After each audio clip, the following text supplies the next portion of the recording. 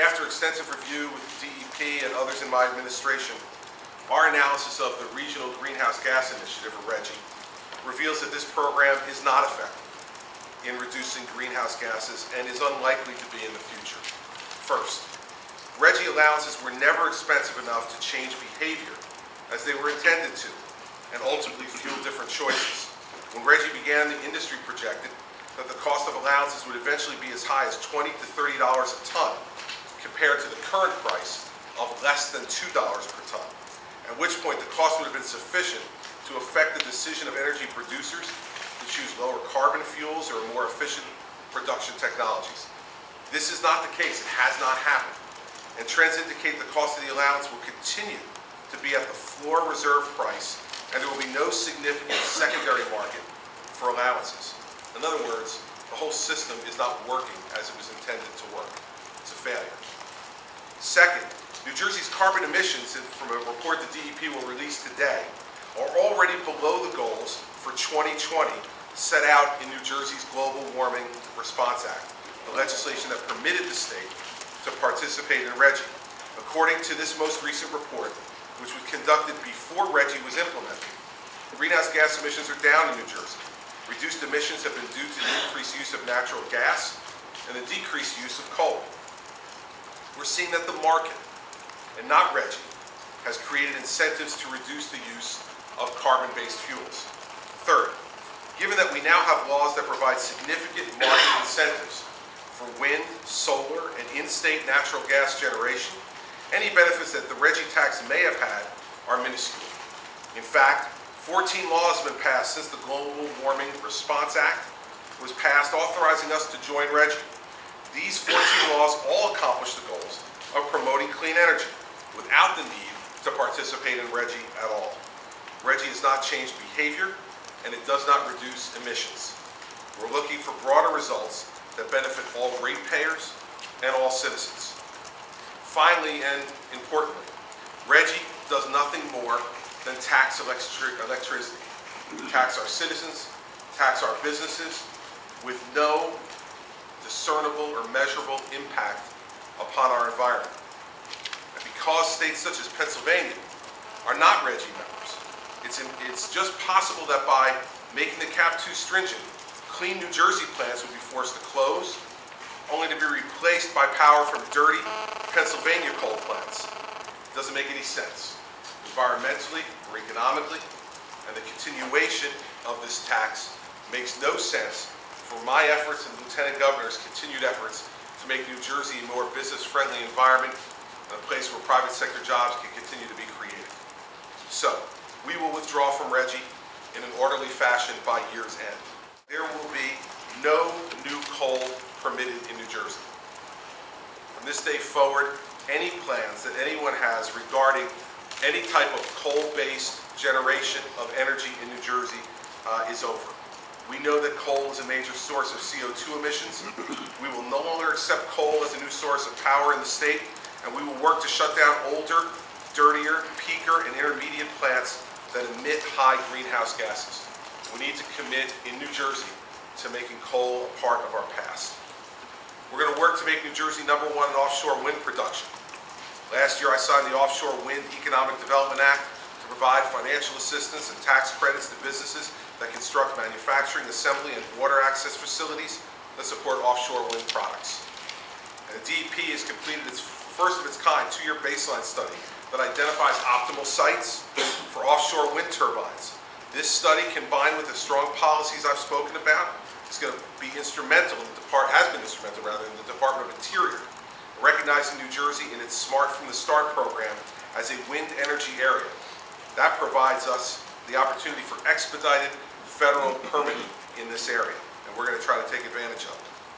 We've joined with the federal government and other East Coast states to establish the Atlantic Offshore Wind Energy Consortium to promote commercial wind development on the Outer Continental Shelf. And we've accelerated the development of offshore wind projects by working closely with Interior and the Bureau of Ocean Energy Management, regulation, and enforcement to speed implementation of 1,100 megawatts of wind turbines. Since the call for interest last month, we will be receiving applications for more than 3,000 megawatts of projects within the next 2 weeks. So the interest in New Jersey and wind power is significant because of the laws that this administration has helped to put into place, and we're going to continue to pursue that. Second, we're going to go further with solar energy.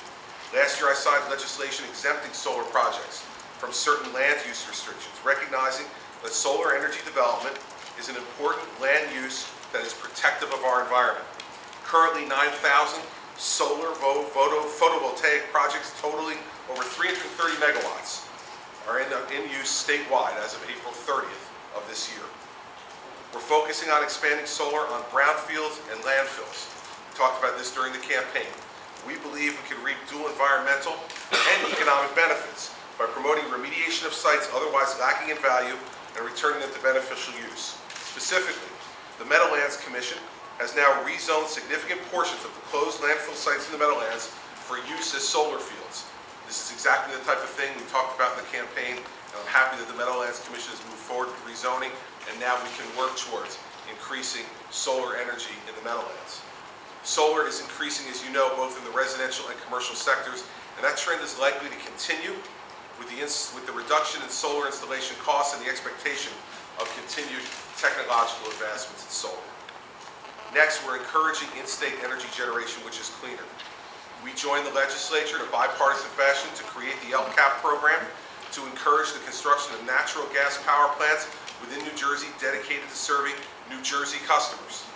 This program will bring new generation into the state and safeguard electric reliability and reduce New Jersey's dependence on environmentally harmful coal resources for both inside and outside of our state. This is going to provide a mechanism for up to 2,000 new megawatts of generation. Awards were given to 3 strategically located natural gas projects.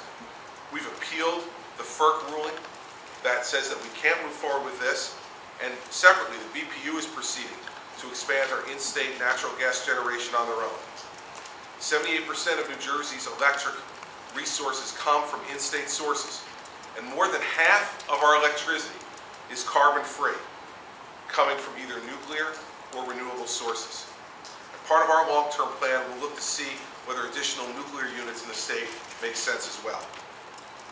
The 22% of electricity we do import accounts for 50% of New Jersey's carbon emissions, which is why our focus is on homegrown generation and going after power plants that are outside of New Jersey and polluting our state. Like the Pennsylvania coal-fired plants, we're battling under Section 126 for the Portland, Pennsylvania plant, and in court for 4 Western Pennsylvania plants, which are polluting the environment here in New Jersey. Lastly, it's this administration's belief that the cleanest energy is the energy that you don't use. And the state has to lead in terms of conservation. And so we're going to lead by example on energy efficiency. And I have established today a State Energy Savings Initiative Oversight Committee, which will be chaired by the Treasurer and by Commissioner Martin. And they are going to design a framework for a successful program that will take the New Jersey Energy Savings Improvement Programs Act, which enables the state to improve facilities, thereby lowering operating costs without upfront capital costs. The cost savings of the energy improvement measures would pay for the capital improvements and provide additional savings to the state in terms of lower utility bills, and just as importantly, reduce the state's use of energy and reduce the effect that the use of that energy has on our environment. And we see that this is happening already on a large scale at the Empire State Building. They began renovations last summer, expected to reduce their energy use by 38% a year by 2013 at an annual savings of $4.4 million. And by reducing energy use, the retrofit plan envisions cutting down the pollution the Empire State Building produces by 105,000 metric tons of carbon dioxide emissions a year. New Jersey is going to strive to bring the same type of energy efficiencies to our public buildings through this oversight committee that we're establishing and the utilization of existing legislation and statutes in the state. So we remain completely committed to the idea that we have as a responsibility as a state to make the environment of our state and of the world better. We have an obligation to reduce our greenhouse gas emissions, and we're going to do it in the concrete ways that I've laid out here today.